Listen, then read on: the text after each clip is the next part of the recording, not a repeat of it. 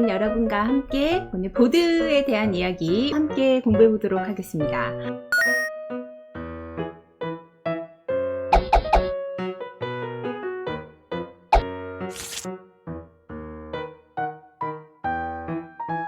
포스트잇 작업하는 거 이제 영화나 주변에 보면 이제 선배들 할 때 이런 것들 보면 이제 많이 나오잖아요. 포스트 작업 막 이렇게 붙여놓고 하는 그런 보드 작업이에요. 보드 작업은 왜 중요하냐? 1막, 2막, 3막에서 내가 어떤 에피소드로 채울 것인가, 내 머리에 얼마만큼 그것이 들어있나를 이제 미리 한번 적어보는 거, 떠올리는 것들 위주로 붙여보는 작업을 하는 거예요. 러프하게 붙이고 브릿지 없이 붙이기 때문에 내가 언제든지 위치를 바꿀 수 있고 좀 열린 마음으로 이걸 좀 볼 수가 있다는 장점이 있고, 에피소드들이 어떤 시퀀스에선 준비가 되어 있지만 어떤 시퀀스에서는 없구나 라는 것을 눈으로 보고 판단을 할 수 있다는 장점이 있기 때문에 보드 작업을 해요. 보드 작업의 장점은 첫 번째, 손으로 만질 수 있다. 두 번째, 시간이 많이 걸린다 라는 게 있다는 거예요. 우리 보통 요즘은 컴퓨터로 작업을 하기 때문에 내 시나리오에 대한 검토나 내 시나리오에 대한 어떤 것들을 이렇게 컴퓨터에 다 적잖아요. 사실은 머리에 생각하는 것보다 손놀림이 더 빠를 때가 있고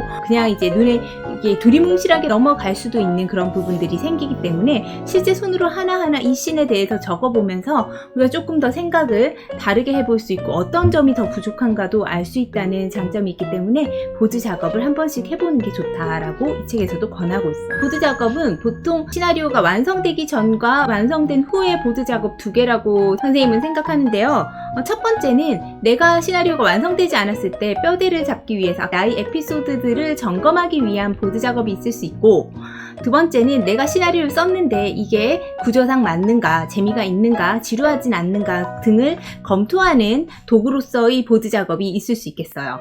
전자 같은 경우에는 40개의 이런 포스트잇을 준비해라고 해요. 보드판을 준비해라고 이야기를 합니다. 왜냐면 이 40개로 1막, 2막, 3막을 4등분을 하는 거야. 그리고 나서 한 등분마다 10개씩을 넣는다라고 10개의 에피소드, 브릿지가 아닌 중요한 재밌는 사건 에피소드 10개를 넣는다라고 생각하고 이제 계산을 해서 넣기를 하는 거예요. 이 보드 작업에서 내가 어떤 데는 10개가 너무 이 시퀀스에선 잘 채워지지만 어떤 데서 너무 안 채워지기도 한다는 거예요. 우리가 이제 핵심 사건 40개를 만들었을 경우 그 앞뒤로 어떤 브릿지 씬만 붙어도 어때요?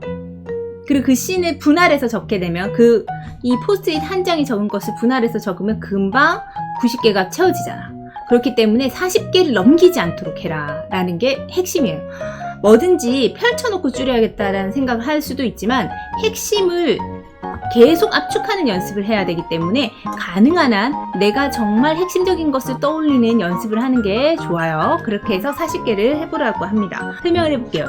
1막, 2막, 3막을 이렇게 4줄로 구분해서 보드 작업을 하는데 검은색으로 진하게 칠해진 부분에 해당하는 그 장소에 붙여지는 포스트잇은 굉장히 2막 진입, 중간점, 3막 진입, 절망의 순간이라는 그 포스트잇을 붙여야 돼요. 그거에 해당하는 내용을 먼저 붙여보라는 거예요. 그럼 나머지 첫 줄에 들어갈 수 있는 건 8개이기 때문에 오프닝 장면에서 2막 진입까지 올 수 있는 사건 8개를 배치, 그리고 두 번째 중간점에 오기까지 2막 진입에서 중간점까지 오기까지 사건 몇 개를 배치 더하면 돼요. 9개만 더 넣으면 된다는 거지.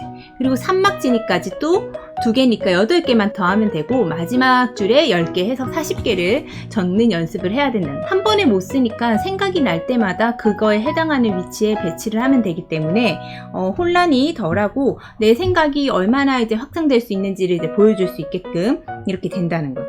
그래서 이런 카드들이 통합되기도 하고 분할되기도 하기 때문에 40개를 넘기지 말고 여기에 적는 연습을 하는 게 중요하다. 첫 번째 줄 오프닝 장면에서 2막 진입까지를 채울 때가 시나리오를 설계할 때 실수가 가장 많이 나는 그런 장면이에요. 쓸데없는 배경 설명, 쓸데없는 인물 설명으로 시간을 보내게 된다는 거예요. 이 인물에 대해서 다 보여줄 수 있는 사건을 생각해내는 연습을 해요. 그래서 시나리오를 쓰는데 시간이 오래 걸리는 거예요. 에피소드가 압축적인 것을 생각해내는 연습을 해야 되기 때문에 이 한 줄에 10개밖에 못 쓰는데 쓸데없는 자기 캐릭터를 보여줄 만한 어디 가서 사람을 만난다든지 이야기를 계속 이끌어 나가지 않는 다른 에피소드 같은 것을 넣어버리면은 이야기가 막 루즈하게 늘어져 버리게 된다는 거죠. 그래서 이런 면에서 굉장히 주의를 할 수 있는 방법이 바로 보드 작업이에요. 보드 작업에서 반드시 들어가야 되는 건 내가 이렇게 쭉 이렇게 해보고 내가 어디에 몽타주 시퀀스를 넣고 재미와 놀이 대표적 장면은 이막 여기에 넣을 거고 중간점 전에 넣을 거고 뭐 이런 거를 이렇게 체크를 해서 개수를 세본다는 거예요. 그렇게 해보면은 내가 어디에 부족하고 어떤 게 많이 잘하고 있나 라는 것을 알게 되고 이렇게 다 붙여놓은 다음에 하나의 시퀀스로 통합하기도 하고 혹은 어떻게 해요? 분리하기도 하고 이렇게 하면서 이야기를 채워나가고 나중에 보니까 밸런스가 안 맞는 것은 떼도 된다는 거야. 근데 이런 거는 이제 사람마다 스타일의 차이가 있겠지만 저 같은 경우에는 내가 썼던 것을 지우는 거에 대한 거부 반응이 많이 없어요. 내가 쓴 것도 안 좋으면 지우는 거야. 근데 만약에 내가 시나리오를 완성했으면 좀 지우기가 힘들고 그 틀에서 벗어나기 힘들다라고 하시는 분들은 이런 작업을 먼저 해야지. 그럼 내가 이제 내 생각의 틀에 갇혀지지 않고 어떤 에피소드가 앞에 있을 때 좋을 수도 있지만 뒤에 있을 때 좋을 수도 있거든요. 이제 그런 부분들을 조율할 수 있다는 거야. 근데 보통 우리가 이렇게 하다 보면은 산막을 잘 떠올리지 못한대요. 선생님도 옛날에 썼던 작품들은 산막에서 인물 정리하다가 끝났는데 사실 산막은 인물 정리를 위해서 필요한 구간이 아니라 산막에서는 이 인물을 위한 최고의 장애물을 만들어야 돼요.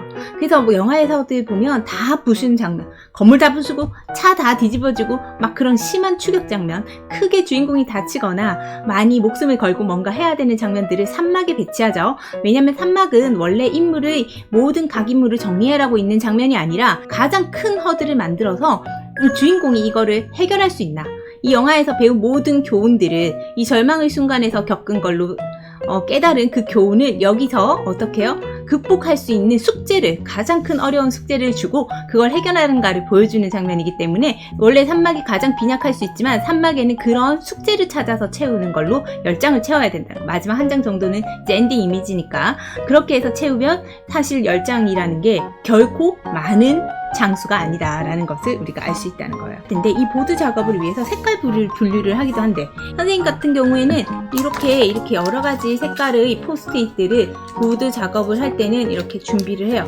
인물별로 다른 색깔을 하는 거야. 어떤 인물이 어떤 비중이 너무 많이 나오나 아니면 걔가 한동안 안 보일 때도 있어.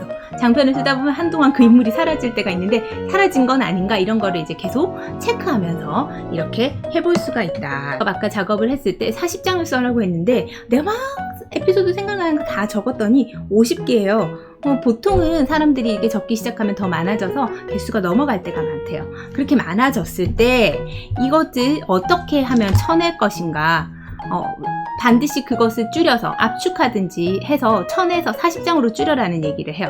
왜냐면은 뭐 추격신 같은 경우에 더 길어질 수도 있고 어떤 장면들이 이제 교감에 대한 장면 같은 것들도 내가 생각했던 것보다 길게 나올 수 있기 때문에 계속 압축해서 내가 생각하는 이야기들이 장수가 넘어가고 페이지 수가 넘어간다면 혹은 이 보드의 개수가 넘어간다면 줄이는 연습을 해라는 거예요. 시나리오도 마찬가지예요. 내가 어떤 시나리오를 썼는데 130장 나왔어요. 그러면 그 시나리오는 잘 쓴 시나리오가 보통은 아니다. 그리고 사람들이 선호하는 시나리오가 아니기 때문에 그것을 내가 이 얘기가 다 필요하다면 그것을 얼마나 압축적으로 보여주느냐를 해야 되는 거지, 장수를 줄이기 위해 폰트를 줄인다든지 자간을 줄인다든지 이런 방법을 쓸 게 아니라 내가 내 생각을 타이트하게 쪼아가지고 하나로 뭉칠 수 있는 사건들로 만들어서 내가 의도하는 바를 전체 다 전달하되 페이지 수나 그 경계선을 넘지 않도록 하는 연습을 계속 해야 된다는 거야. 그리고 이 보드 작업 해보면 이 밸런스가 맞는지 볼 수 있다는 거지.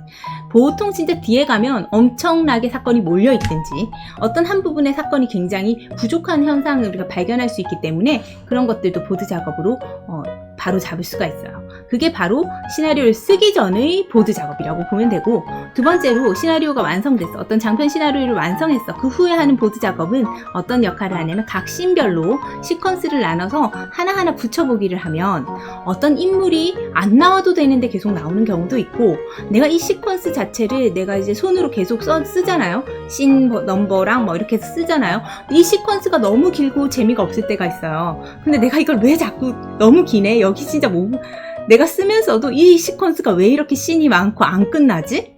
라는 생각이 들 때가 있다는 거죠. 그러면 과감하게 그 시퀀스를 압축하는 작업을 하거나 혹은 어떤 인물별로 다르게 붙여놨을 때 그 인물을 다 떼고 봤을 때도 이야기가 흘러간다면 그건 사실 투탑 영화가 아니라 원탑 영화가 됐어야 되는 거다라는 것을 우리가 이제 확인할 수 있는 그런 작업을 하는 것이 바로 보드 작업이에요.